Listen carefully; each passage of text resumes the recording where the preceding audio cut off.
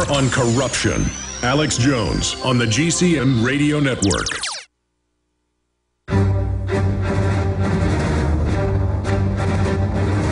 Big Brother, mainstream media, government cover-ups. You want answers? Well, so does he. He's Alex Jones on the GCN Radio Network. And now, live from Austin, Texas, Alex Jones.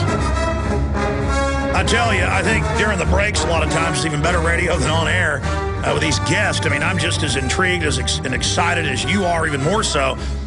Constant discussions with my guests during the breaks.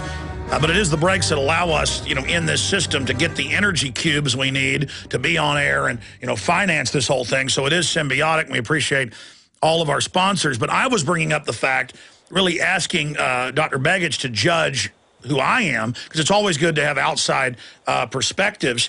And I said, well, I really am fearless. But it's because I know I've got to do this because it's the right direction, and that we are basically going down the wrong road if I don't. So it's not a thing of courage fighting corruption. It's something I've got to do, like a tropism, something that's just ingrained in me. But sometimes it comes off like fear. For me, if my neighbor's house is on fire and I call them and say, wake up, your house is on fire, that's not fear. That's taking action. Right. And Dr. Begich agreed with me. I mean, what's your view on yourself and what you do, what I'm doing? Yeah, I think that's true. And each of us have a gift. And when we recognize the gift and begin to work within it, it doesn't create fear. It creates the opposite, confidence, a sense of a purpose because you are doing what you're talented and good at. And that's, again, for the rest of the public out there. Each of us have those gifts, and we all have a sphere of influence, whether it's our families and friends or a radio audience. But when you're working within your gifts and within that realm, you don't experience fear. As an individual, I don't. I know you don't, Alex, and it's because we're doing what we know we can do, what we're capable of doing. We know we're not alone. We're being assisted in lots of different ways, but we move forward in that knowledge safely and confidently and without fear. If you're experiencing fear and worry as you engage a conflict, perhaps you need to pull back a little bit and analyze whether it's you that should engage this conflict or whether you should hand the baton to another or whether it's the right time. Ask yourself, those things are normal emotions to tell us, hey, be careful, be cautious. If you plow through them, you have a lot of risk. And I don't think we're ever put into a battle that we're not equipped to fight, but we have to know that going into the battle. So each one that we each individually pick becomes incredibly important. And yeah, if you are hearing a danger, Will Robinson, back off, ease back. I mean, my problem, Dr. Begich, is I never hear the danger, Will Robinson. It's just full speed ahead. But, occasionally, and I got to say this, occasionally, though, Alex, and I know you do this as well as I do, you'll be in the course of your work, you'll run into someone that you just have that sinking bad feeling about. Yes. And you just go, well, I don't know why, I don't know how, but I'm just going to ignore this situation or avoid this individual. And then, 6 months rolls by and you figure out why. Well, I think that's important. And so it's not really fear as much as it is awareness, again, of what's around you and what can come against you and whose interest you're opposing, because people like to keep their self-interest preserved. And when you're stepping on toes, as we are, you excite some people, but, I look at it this way. That's great. That means it's working.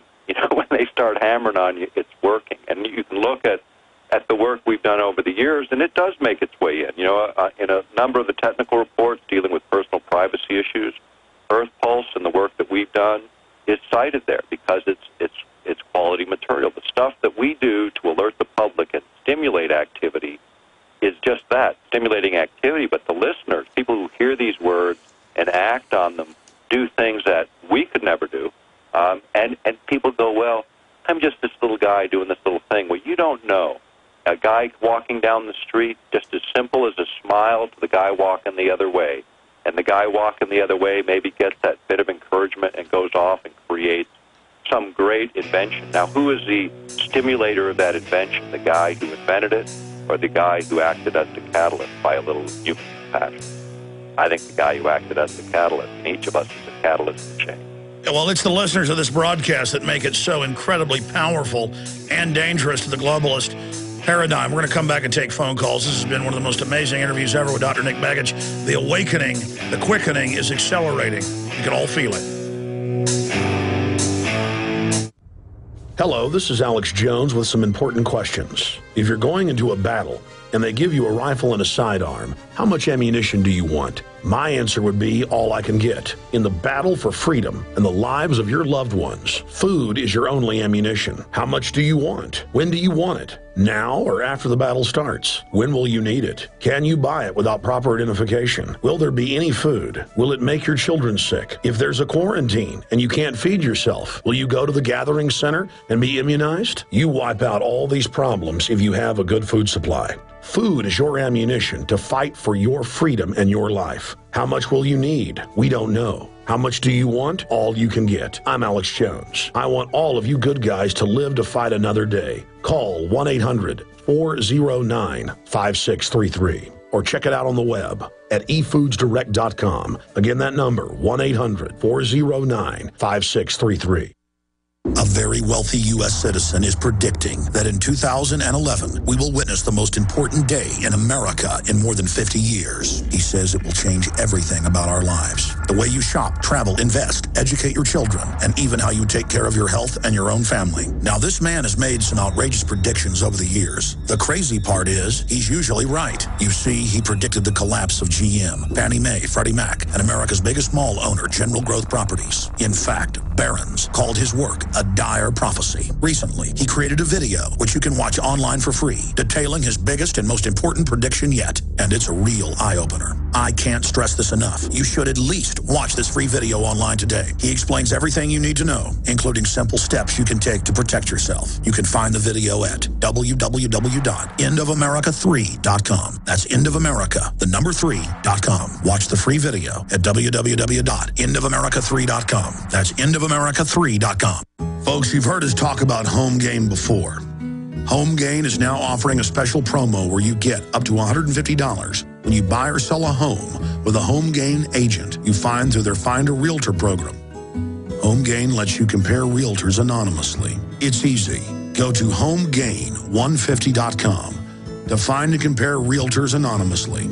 Enter promo code HOMEGAIN150 and receive up to $150 when you close a deal with a Home Gain agent. Share the Home Gain 150 promo code with your friends via Facebook, Twitter, text, and more. Look for Max, the Home Gain Gorilla, to find out more about how Home Gain is going to pay you. Visit homegain150.com today to enter your promo code and get paid for buying or selling a house. That's HOMEGAIN150.com.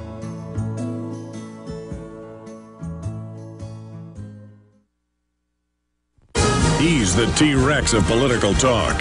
Alex Jones on the GCN Radio Network. Dr. Nick Begich is our guest for the rest of this segment. Then I got a bunch of news and your calls we'll be getting into.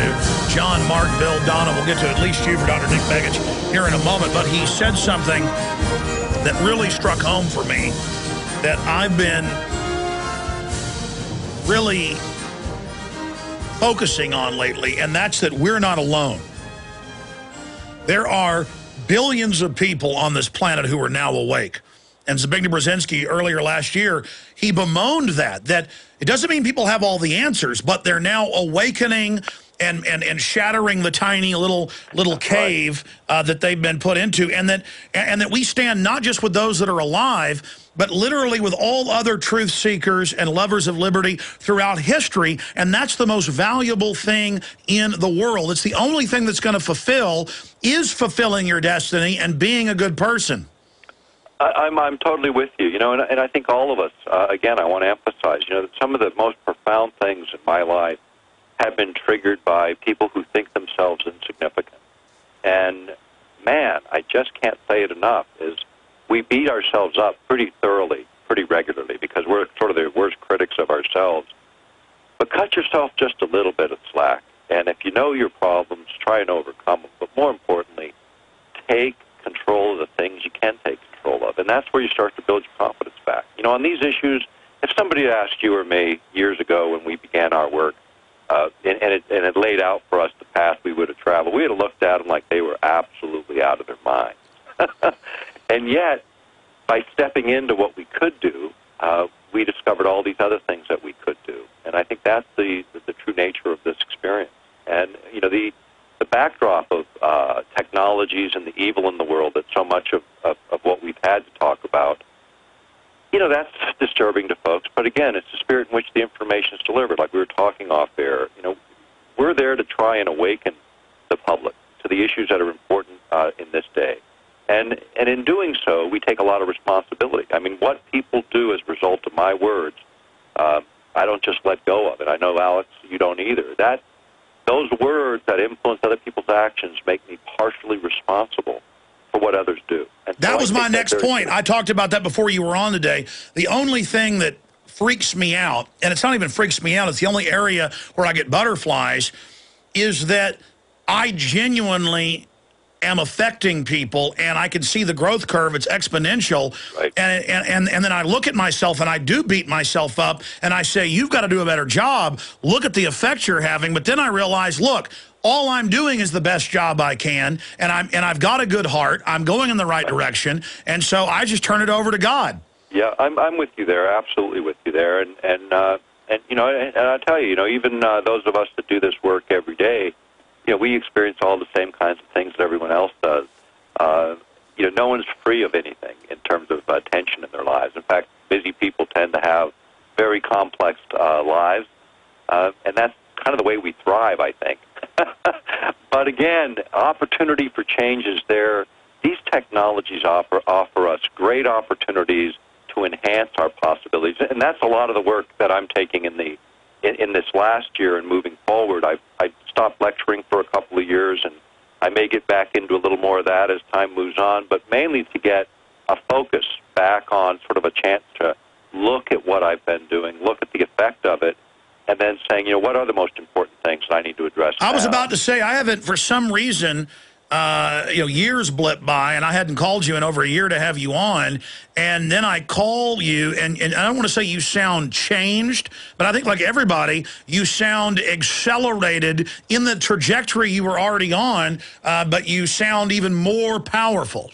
I feel like the direction's clear for me, and the opportunity now to really offer encouragement and to try and take the messages that we've been giving on technology and show the other side of that sword and really start to focus more on, okay, these are the things that can be done to us. What can we do ourselves? What can we do to open up the understanding of what's happening and, more importantly, perhaps trigger some of our own latent capabilities? So going off of defense onto offense. Absolutely. Let's look for the tools for transformation, the things that allow us to move forward. And I'm not, you know, there's two sides to this. There's a mechanical side of things we can make and build that will help us be healthier, think clearer, you know, do those kinds of things. And then there's a spiritual component that is an individual component that we have to search out in our own ways.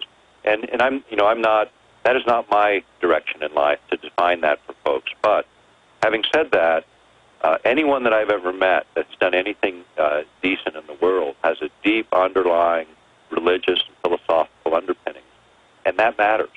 Well, that was my next point, and we got to get to calls here or hold you longer if you can do it. Yeah. But I promise to get to these.